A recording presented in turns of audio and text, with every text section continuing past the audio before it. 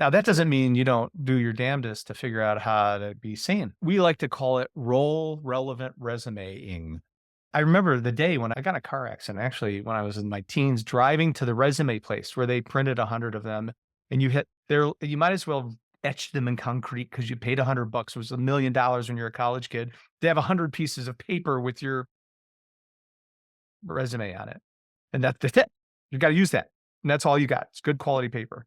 We used to have to go to the library to understand someone's mission, jump on their website, and Yep. use all their words and but cater your story to Yep. theirs. You got to think that way, like a strategic salesperson now. And And the other piece of advice is, at least for us, we're shocked to know that more and more of our business is coming out of through LinkedIn. mm, Your content, your reputation, your knowledge base, what you like, what you read, what you share. All these things are your personal brand. Going back to Tom Peters, brand you, before we had this era of free agent, you can brand yourself now through social and other media, brand you, and be proud of it. And it takes some work. And there's some old school stuff around that I'd recommend to the experienced talent. It's still who you know and who knows you and your reputation and word of mouth and referral and reputation. And just, I can't tell you how many clients with whom we work. How do I do the new application thing? What's the new world of recruiting and interviewing now? Okay, we'll talk about that. But who do you know? Oh, my network's stale. Okay, let's talk about that. I worked with this Fortune 5 and that Fortune 5 for 10 years, and I was part of this nonprofit, but I'm not anymore. Hold it. Who do you know there?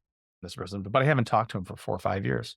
Okay, talk to him. And don't say, I need a job necessarily, but I'm seeking, I'm interested, I'm growing, I'm looking at my next chapter. I'd love your advice. An informational interview with someone you trust. I just need 10, 15 minutes. I want to pick your brain. Suddenly they say, oh my gosh, I didn't even know that. Ron, do you happen to know Joe over at ABC Core? He might be interested in chatting with you. I don't know if they have anything open right now. Like the old days when I sold, please don't tell me we're going after another RFP. If there's an RFP we didn't know about, it's been spec for somebody else. Same thing in the job. Do you really want to be the 1,000th applicant? Or do you want to be the seed plant?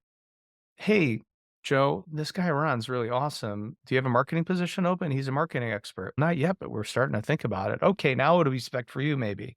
That right. stuff is old school, still applies and maybe applies more than ever before.